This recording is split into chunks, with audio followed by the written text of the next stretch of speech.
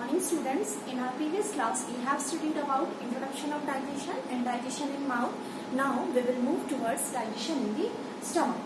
First of all, after mechanical digestion in the mouth, a soft mass of food is formed that is called bolus. Okay.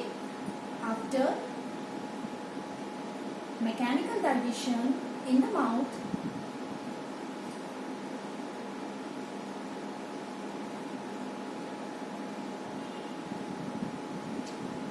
a soft mass of food is formed called bolus. Okay, जब mouth के अंदर आपके mechanical digestion होता है with the help of teeth and tongue as well as mixing of saliva, so there is formation of a soft mass of food which is known as bolus, and now bolus is pushed downward in esophagus. Now bolus pushed downward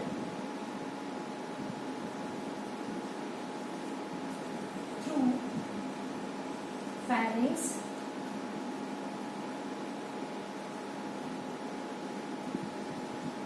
into the esophagus.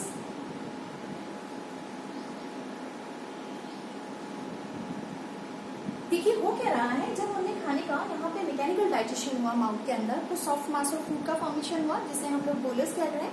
अब ये bolus जो है वो buccal cavity से होते हुए pharynx के द्वारा ईसोफेगस में जाएगा और ईसोफेगस से स्टमक के अंदर फिर उसको स्टोर किया जाएगा.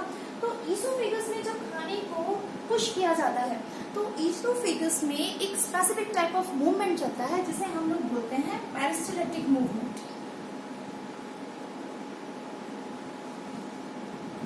पेरिस्टालिसिस मूवमेंट यानी क्या हुआ, बकल कैविटी के अंदर जब हमने खाने का डाइजेशन कर लिया है, बोलस फॉर्म हो चुका है, तो अब आप उस खाने को निगलोगे. निगलने के प्रोसेस का स्पेसिफिक नाम है यहाँ पे जिसे हम कहेंगे डिग्लूटिशन और स्वलोइंग. हिंदी में क्या बोलेंगे इसे, निगलना. ओके, तो यानी अब खाने को निगलते हो तो निगलने का प्रोसेस या डिग्लूटिशन का प्रोसेस जो होता है, इनिशियली यह प्रोसेस डेलिब्रेट होता है, वॉल्यूंट्री होता है. वॉल्यूंट्री एक्शंस आप लोगों को पहले भी बताया था मैंने. वॉल्यूंट्री एक्शंस वह एक्शंस होती है जिसपे हमारा कंट्रोल होता है, जबकि इनवॉल्यूंट्री एक्शंस वह एक्शंस होती है जिसपे हमारा कंट्रोल नहीं होता है. फॉर एग्जाम्पल, हम जो चल पाते हैं, बोल पाते हैं, ये सारी एक्टिविटी वॉल्यूंट्री है because these activities are in our control. जबकि हमारा जो हार्ट का बीटिंग है या हमारा ब्लड सर्कुलेशन है, ये सारी क्रियाएं जो हैं वो हमारी कंट्रोल के अंदर नहीं है. तो ये एक्शंस क्या कहलाएंगे, इनवॉल्यूंट्री एक्शन. तो निगलने का प्रोसेस जो होगा वो इनिशियली तो डेलिब्रेट होगा, मतलब हम खुद निगलना चाहेंगे, और किस तरह का होगा, वॉल्यूंट्री होगा. लेकिन after some time, that means subsequently it become involuntary, यानी उसके बाद क्या होगा, वो इनवॉल्यूंट्री बन जाएगा, मतलब निगलने के प्रोसेस पे हमारा कंट्रोल नहीं रहेगा. अब क्या होगा, खाना जब क्या हुआ, बकल कैविटी से फेरिंग्स, फेरिंग्स से होते हुए स्टमक में, ईसोफेगस में आ रहा है. तो ईसोफेगस के अंदर हम बात कर रहे हैं कि एक स्पेसिफिक टाइप ऑफ मूवमेंट चलता है जिसे हम बोलते हैं पेरिस्टाल्टिक मूवमेंट. इस मूवमेंट के द्वारा एक specific type of pressure create किया जाता है जिससे खाने को पुश किया जाएगा और कहाँ भेजा जाएगा, स्टमक के अंदर भेजा जाएगा. तो होता क्या है इस पेरिस्टाल्टिक एक्शन में, एक्चुअल में पेरिस्टाल्टिक मूवमेंट जो है it is a type of muscular contraction and relaxation. What is peristalsis?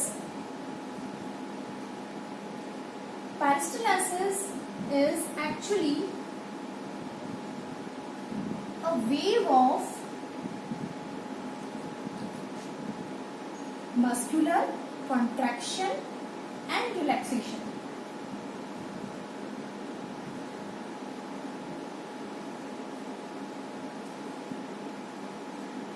किस तरह से, through which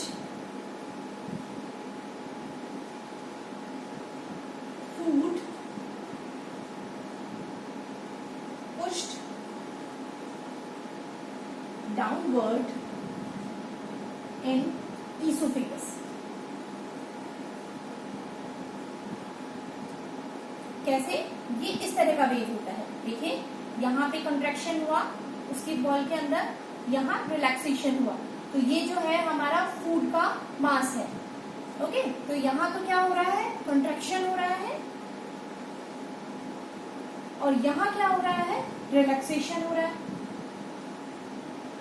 अगेन खाना आगे जाएगा, दैट मीन्स ये वेव आगे गई, यहाँ पे कंट्रैक्शन हुआ और यहाँ रिलैक्सेशन हुआ।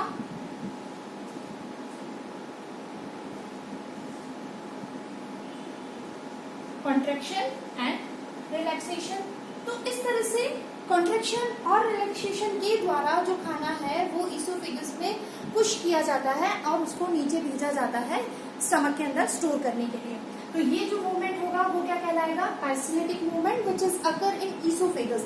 अब आप देखिए जो हमने बात किया था कि डाइजेशन इन माउथ, माउथ के अंदर डाइजेशन का प्रोसेस शुरू हो जाता है due to the presence of salivary amylase enzyme in the saliva, जो कि स्टार्च स्प्लिटिंग एंजाइम होता है। बट जो ईसोफेगस है, जिसे हम लोग फूड पाइप भी बोलेंगे, इसके अंदर किसी भी प्रकार का कोई एंजाइम सीक्रेट नहीं होता है, तो ईसोफेगस के अंदर कोई डाइजेशन नहीं होगा। ओके,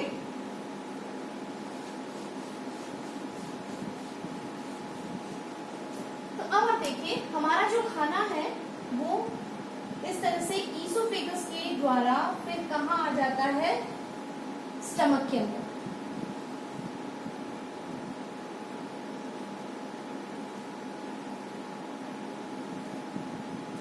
ये है हमारा ईसोफेगस, जिसे हम लोग फूड पाइप भी कहेंगे, और ये है stomach.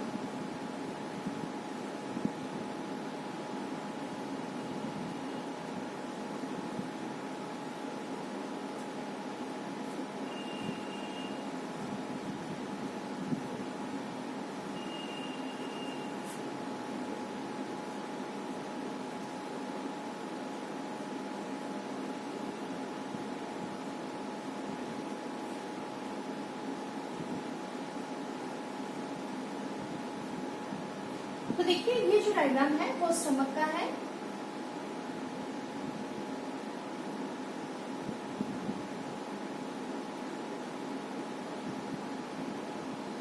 This is cardiac stomach, this is fundic stomach,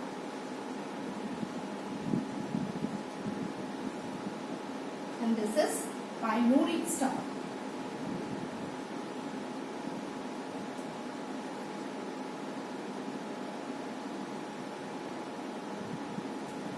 अब आप देखिए हमारा जो खाना है वो बकल कैविटी से होता हुआ फेरिंग्स, फेरिंग्स से होता हुआ ईसोफेगस, और ईसोफेगस से कहाँ स्टोर हो गया है? स्टमक के अंदर स्टोर हो गया है। तो अब हम एक्चुअली बात करते हैं डाइजेशन एंड स्टमक के बारे में। तो स्टमक जो होता है actually it is a muscular bag like structure which is present in are left side of abdominal cavity. Is that clear? किस तरह का ऑर्गन है स्टमक जो है? Stomach is a muscular bag-like structure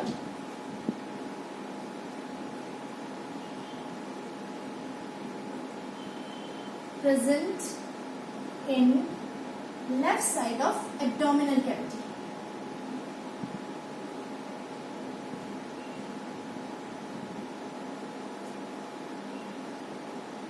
Okay? तो कैसा ऑर्गन है ये? मस्कुलर ऑर्गन है जो कि एब्डोमिनल कैविटी के लेफ्ट साइड में प्रेजेंट है, और ये क्या काम करेगा? Temporary storage of food. जो भी हम खाना खा रहे हैं वो अल्टीमेटली कहाँ जाके स्टोर हो रहा है? स्टमक के अंदर। मतलब 2 to 4 आवर्स के लिए टेम्पररी स्टोरेज ऑफ फूड जो है वो कहाँ किया जाएगा? स्टमक के अंदर। So what is the main function in temporary storage of food?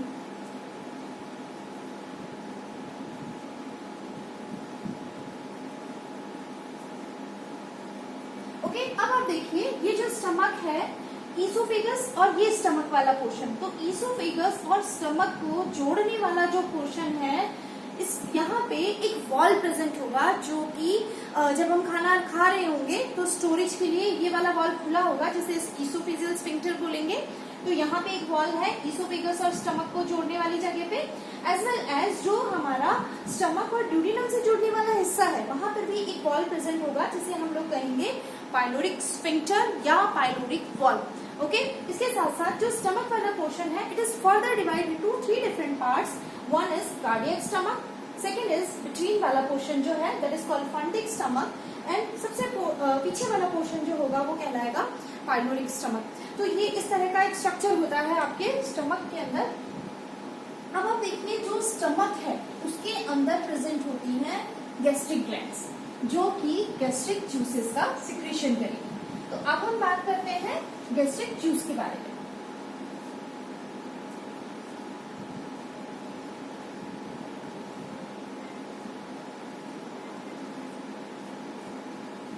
पहले बात करें इसके सिक्रीशन के बारे में।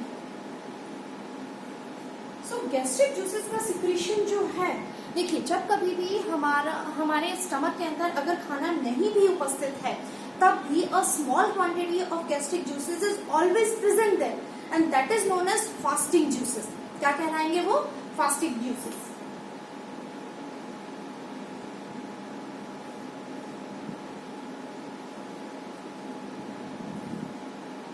ठीक है, अब देखिए जो गैस्ट्रिक जूसेस का सिक्रीशन जो होता है वो 2 अलग अलग फेजेस के द्वारा होता है। पहला फेज कहलाएगा आपका सेफेलिक फेज और दूसरा फेज जो है वो कहलाएगा गैस्ट्रिक फेज।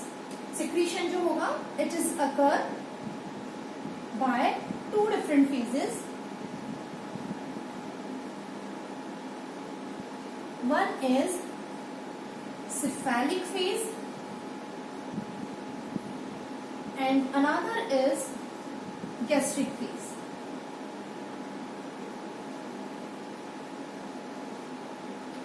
क्लियर? तो अब हम पहले बात करें cephalic phase of gastric juices secretion. तो सिफेलिक फेज के अंदर एक्चुअल में होता क्या है कि आपके स्टमक के अंदर खाना नहीं है फिर भी आपके स्टमक के अंदर गैस्ट्रिक जूसेस का सिक्रीशन होगा। क्यों सिक्रीशन होगा? Due to the sight, due to the smell, due to the thought of food. यानी आपने खाने के बारे में सोचा, आपने खाने को देखा या आपने खाने को स्मेल किया तो उसकी वजह से क्या हो जाएगा, जो आपका वेगस नर्व है वो स्टिमुलेट हो जाता है और वेगस नर्व स्टिमुलेट होने के बाद वो स्टमक के अंदर उपस्थित गैस्ट्रिक ग्लैंड्स को स्टिमुलेट करता है और गैस्ट्रिक ग्लैंड्स के द्वारा फिर गैस्ट्रिक जूसेस का सिक्रीशन होता है। क्या फेज हुआ? एक बार अपन लिख लेते हैं यहाँ पे, due to the sight, smell, taste और थॉट।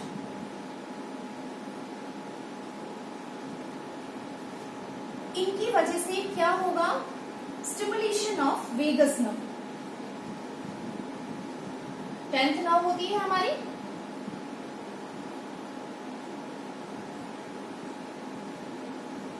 और वेगस नर्व जो है वो किसको स्टिमुलेट करेगी? गैस्ट्रिक ग्लैंड्स को, और गैस्ट्रिक ग्लैंड से फिर होगा सिक्रीशन ऑफ गैस्ट्रिक जूस।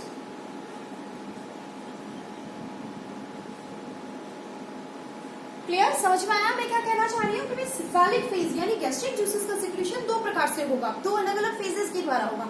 सिर्फ खाने के बारे में सोचना, खाने को स्मेल करना या खाने को देखना, उसके द्वारा भी आपके स्टमक के अंदर जो है वो गैस्ट्रिक जूसेस का सिक्रीशन हो जाता है। आपने देखा है कई बार जब हम लोग पार्टीज में जाते हैं तो हम लोग सबसे पहले क्या करते हैं, जब एक राउंड लगाते हैं वहां जहां डिनर अरेंज होता है तो उसके स्मेल से ही हमें भूख लगने लगती है। क्यों भूख लगने लगती है?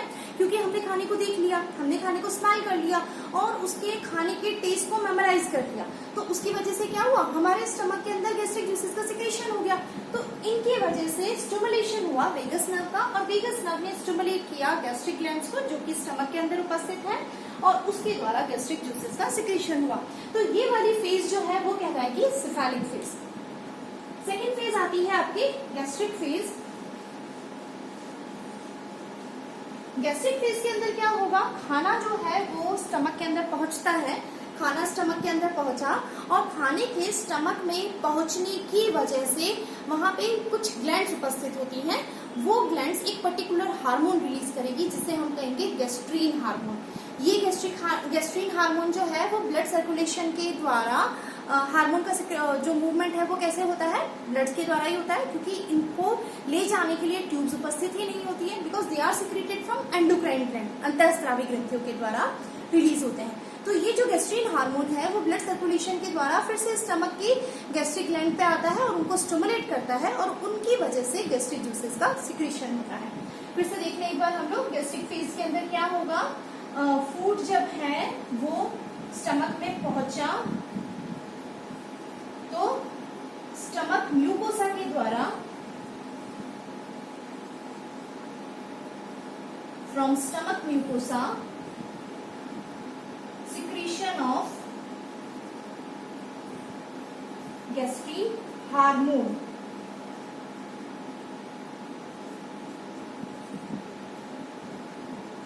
Gastrin hormone through blood circulation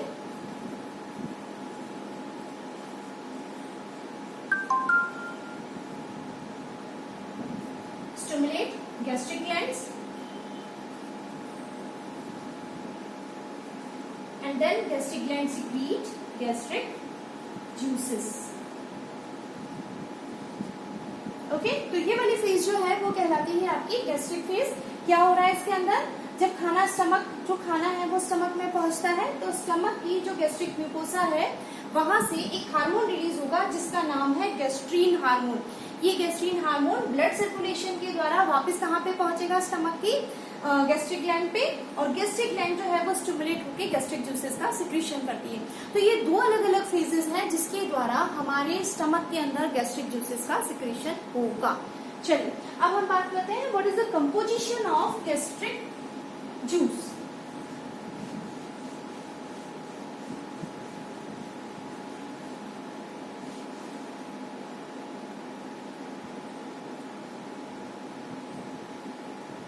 Composition of gastric juice.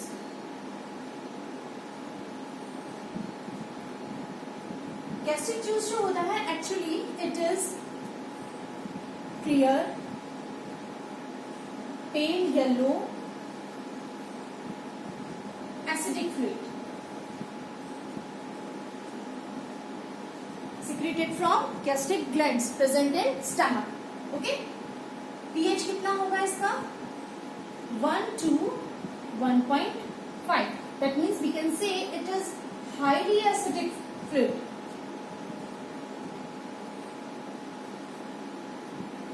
Okay? अब कंपोजिशन की बात करें तो वाटर जो होगा वो इसके अंदर होता है 97 to 98%। इसके अलावा इसके अंदर उपस्थित होंगे एंजाइम्स। कौन कौन से एंजाइम्स होंगे, pepsinogen, rennin, gastric lipase,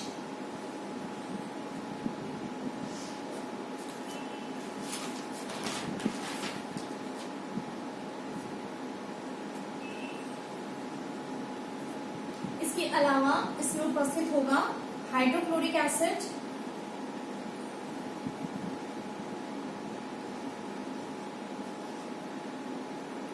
inorganic salts भी उपस्थित होंगे, that means sodium chloride, potassium chloride, calcium carbonate, calcium phosphate, और एक इंपॉर्टेंट चीज होगी जिसका नाम है intrinsic factor. So this is all about composition of gastric juice. Now in our next class we will study about function of gastric juice. Okay, thank you so much.